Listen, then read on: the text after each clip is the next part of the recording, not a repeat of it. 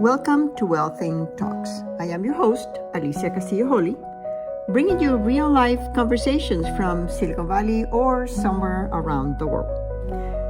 We will talk about disruptors, angel investments, venture capital, and of course, family offices. Join me along with my children, their families, friends, disruptors, and investors as we explore the fascinating world of creating wealth in a completely different and authentic way.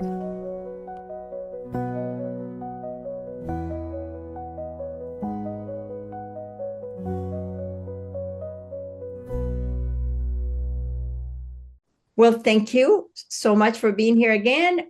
This is a fantastic opportunity to meet the one and only Pam Marrone. She is the founder of Invasive Species Corporation. She's one of our portfolio companies, but she's been working in biological control most of her life. That was an area that I work in, 40 years ago. So Pam, thank you so very much for being here. Great to be here. Thank you. So let's start with, how did you get here? How did you get to do what you're doing now?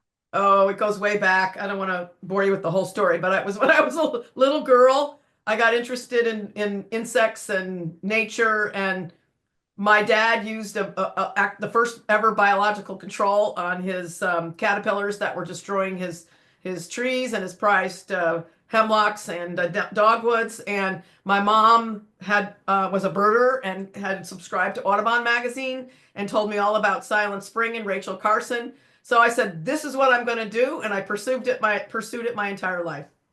I can't believe that. We have so much in common because I used to grow my own things, and we had a farm. And I fell in love with some other forms of biological control. I didn't know that, and I was very close to my too. We had a rice farm. My dad did a lot of unusual technological things. So tell us a little bit about what this company does and how the other companies you've started have morphed into what you're doing right now. Yeah. So the Invasive Species Corporation finds naturally occurring microorganisms and identifies the natural compounds, just like penicillin comes from a mold, same type of thing, where we look for the natural compounds produced by the microorganisms that kill invasive pests. And we're working on invasive zebra and quagga mussels, invasive fish like invasive carp, and also looking for a weed killer, something that can replace Roundup or other chemical herbicides. So it's similar technology to what I developed at my three previous companies, looking for natural products to control pests. But what's beautiful today is that as I keep founding a company, the technology and science has changed. So we can be better, faster, more efficient using the tools of AI, machine learning, advanced genomics, precision fermentation that we didn't have before. So it's really an exciting time to hire young scientists and put them to work using these new tools. So for somebody who's not that well versed into all the agricultural and the aquatic species, can you explain that in lame terms? Like, so how does exactly that works, and why the carp, why are these species important? What do they do? And what do people do nowadays to control it? Yeah, so invasive species are plants, animals, microbes, that are in the wrong place, and they're not native to the area that they're growing in. So there can be invasive alien species which come from outside the country into a country, or invasive species coming from the north and invading the south of one country. And invasive species are the second largest cause of biodiversity decline. So they wreck the native species populations, and they cause huge amounts of economic and environmental damage. For example, our product, Zequinox, controls invasive zebra and quagga mussels in water. And these mussels are ranked the #1 worst invasive species on the planet. Why? Because they clog up water infrastructure. So any power plant or industrial plant that takes cooling water or processed water from an infested lake brings in the larvae in the water, and then they infest and encrust the pipes and will shut down the plant. And in open water situations, they eat so much and they have no predators that the fisheries crash, and you can't fish anymore. And also you can't they're quarantined, so the boaters can't move their boat from one place to another without a lot of trouble. So that's one of the reasons why these mussels are so damaging. The carp, similar, they infest waterways and then eat so much they destroy all the native life, and then all the native fish die or are affected, frogs or whatever, any other native species. And so basically wreck the fisheries and the environment. Yeah, that's really interesting. Well, I'm now in Australia, and there's a ton of problems here with invasive species because they don't have natural predators. So Yeah, you do in Australia. In fact, there was a United Nations study in September of 23 that basically tallied all the damage to invasive species in the trillions of dollars, almost $500 billion $500 million every single year. And Australia is number one because you're an island. So so many things come on it, and then they're trapped there, and then they wreck everything once they get there. Yeah. We had an invasive cacti, and then we brought a mare or a liebre. You have cane toads, don't you? I'm sorry? You have cane toads, don't you?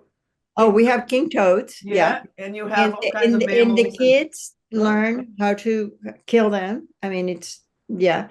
And then we have the what's it? Oh gosh, liebre. It's the animal that jumps. That is not a kangaroo. It's a small one. I can't remember. Well, Anyway, no, you have a lot of them. I mean, you're ate. actually in the United Nations report, Australia was one, and North America was two. So yeah. Yeah, it is. Oh, the bunny. We have a Oh bunny. yeah, the rabbit. Yeah, of course. The rabbit. I was thinking about that. Actually, there is a humongous fence that cuts the country. We call it the continent, not the country, but it's a humongous fence, and they electrified it, and the rabbits were uncontrollable. Yeah, well, it is They a were continent. So, just incredible. They were eating everything. Yeah, and they were responsible for several species that disappeared because they ate what these species ate.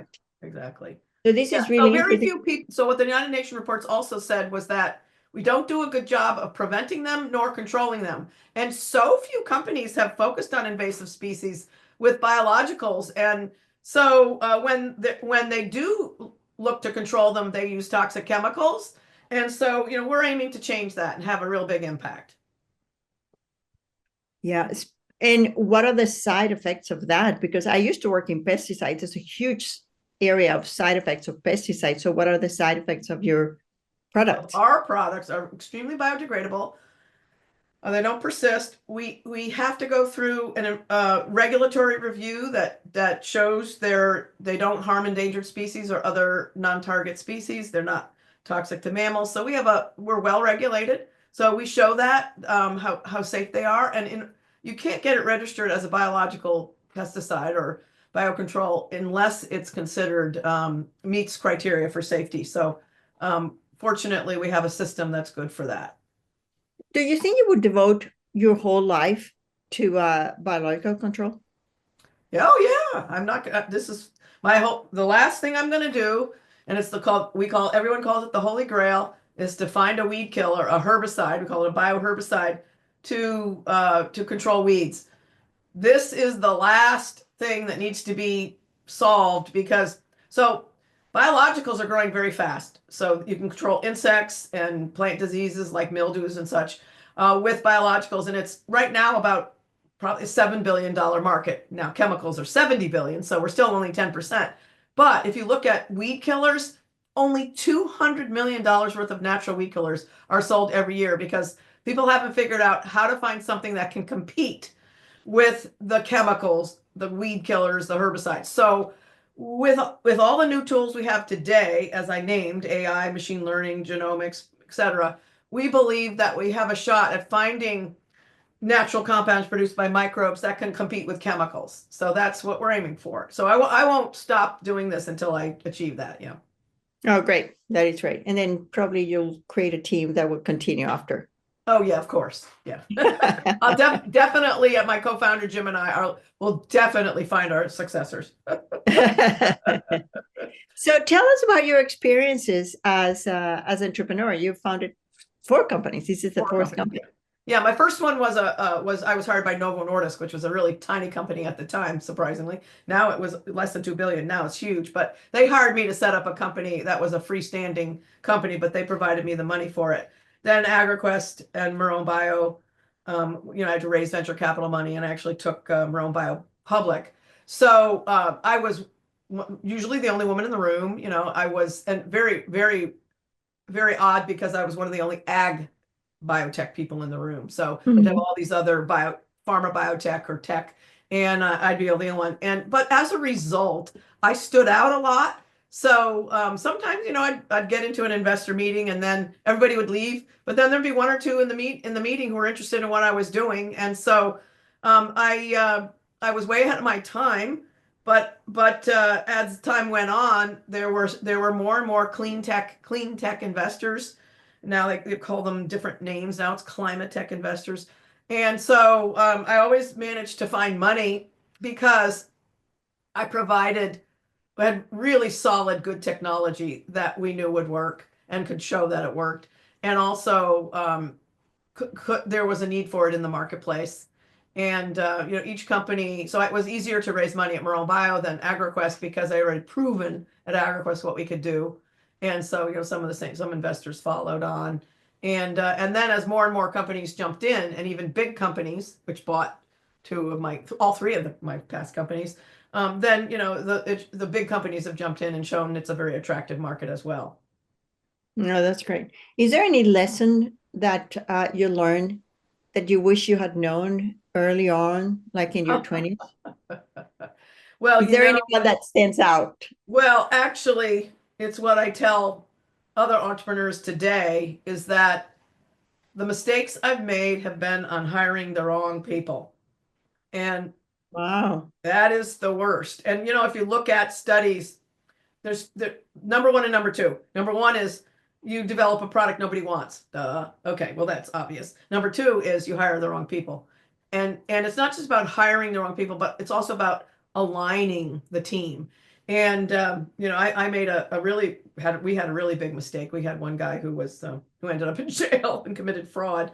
So it was so we have that lesson we're putting in place today with all the companies I mentor, and that is you need to hire for culture fit, integrity, and values first.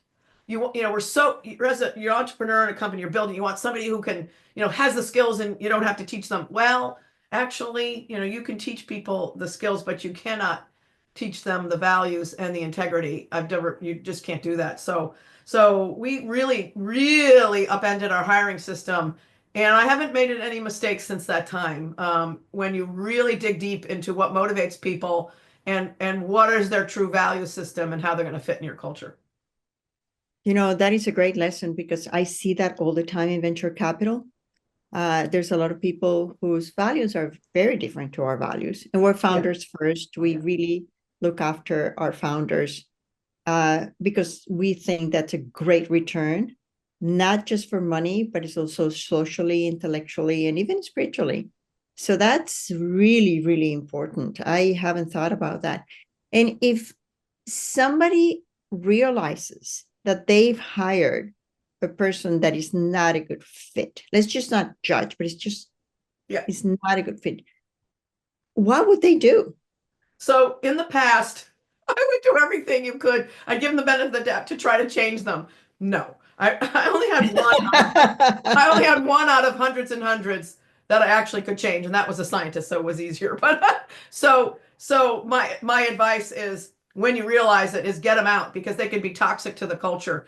When they say hire slowly and fire fast, it actually is true.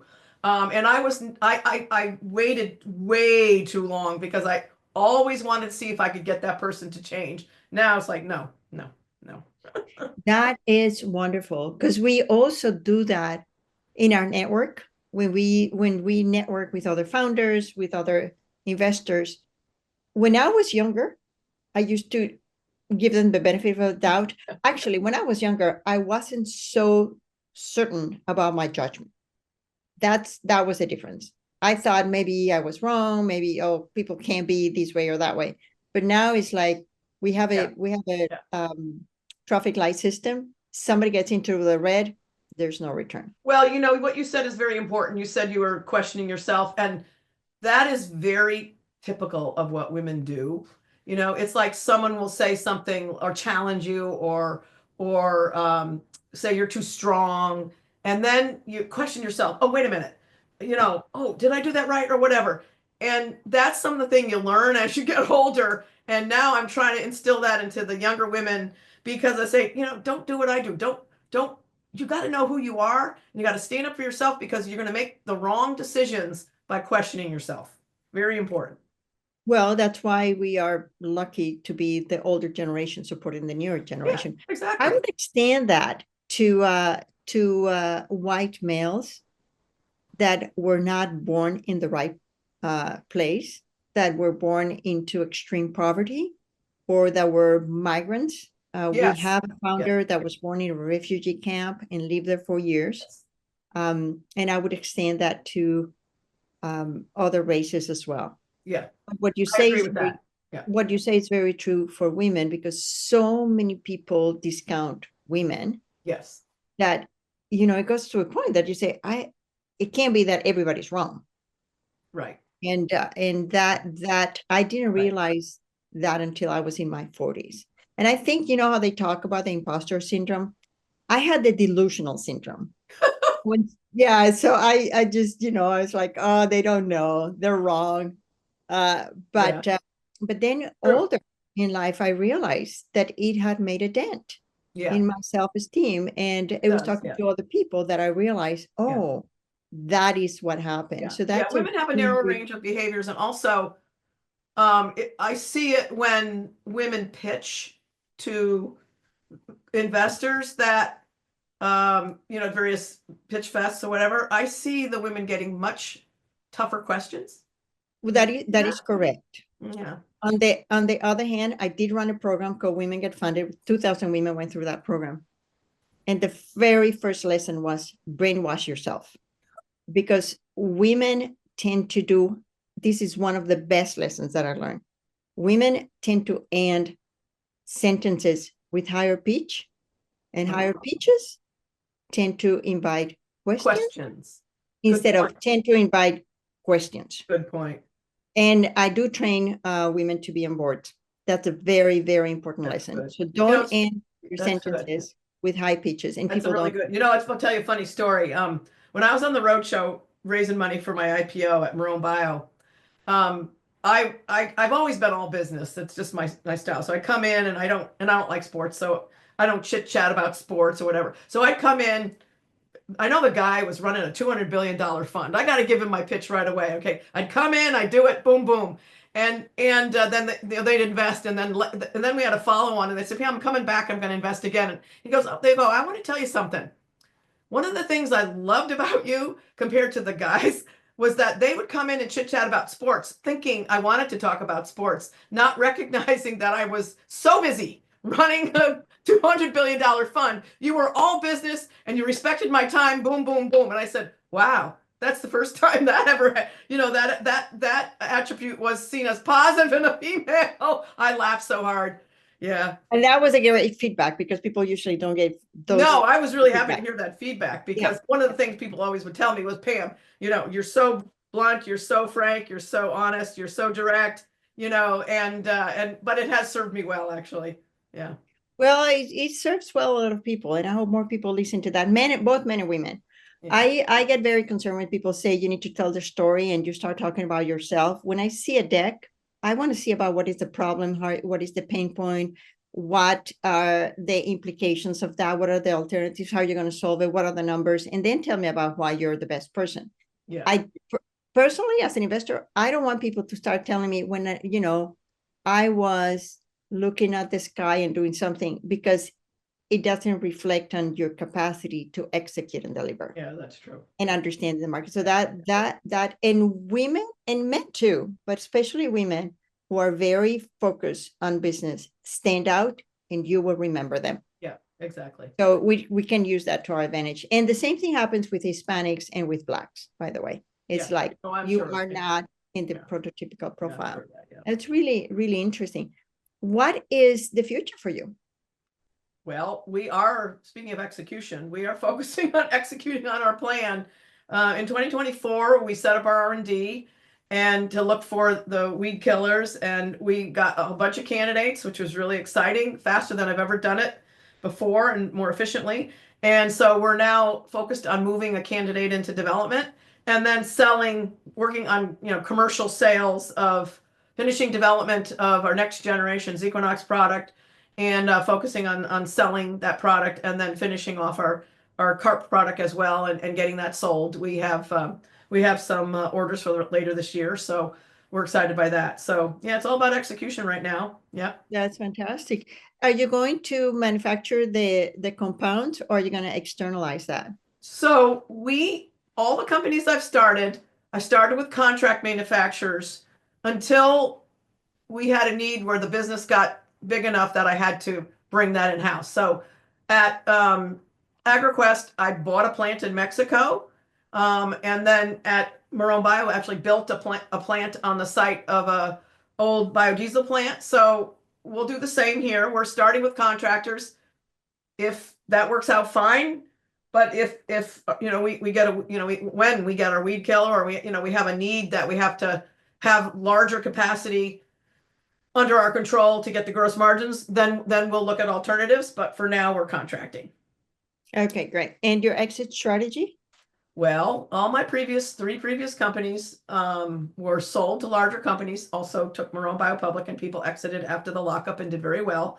So I see, being a public company is really a challenge, but if there was an opportunity, we would consider it again. But more likely, I see somebody wanting the water side versus the ag side, and maybe splitting it.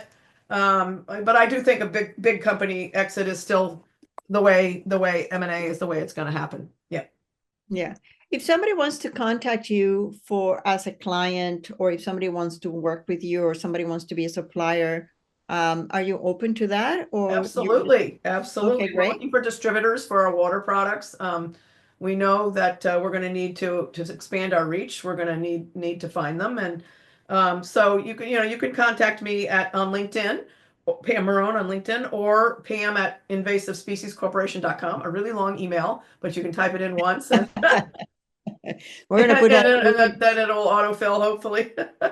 No, we'll put that in the information. Yeah.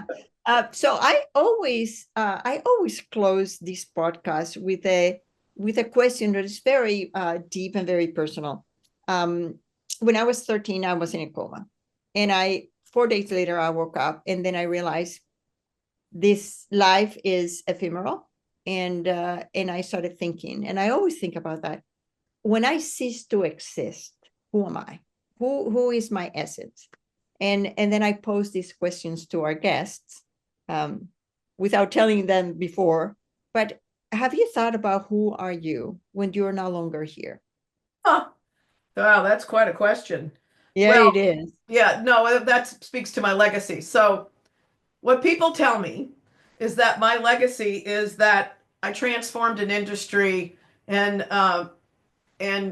basically created the biologicals industry in agriculture from just niche to mainstream, and enabled many other entrepreneurs to enter and be successful in that as well. And I think that's really the legacy, is that the amount of greenhouse gas emissions, carbon footprint reduction, and fewer toxics, and farmer return on investment due to our products.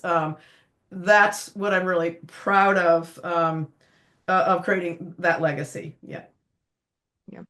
Thank you so much, Pam. It has been a pleasure. It has been a pleasure since I met you. Thank you. And I'm such a likewise fan of you. Yeah. And I'm so happy to have been investing in the company. Thank you so much for being our guest and giving us so many important lessons. Very good. Thank you. It's been fun. Thank you. Well, I hope you enjoyed the conversation with Pam Marrone. One of the things that I like about talking to her is her wisdom.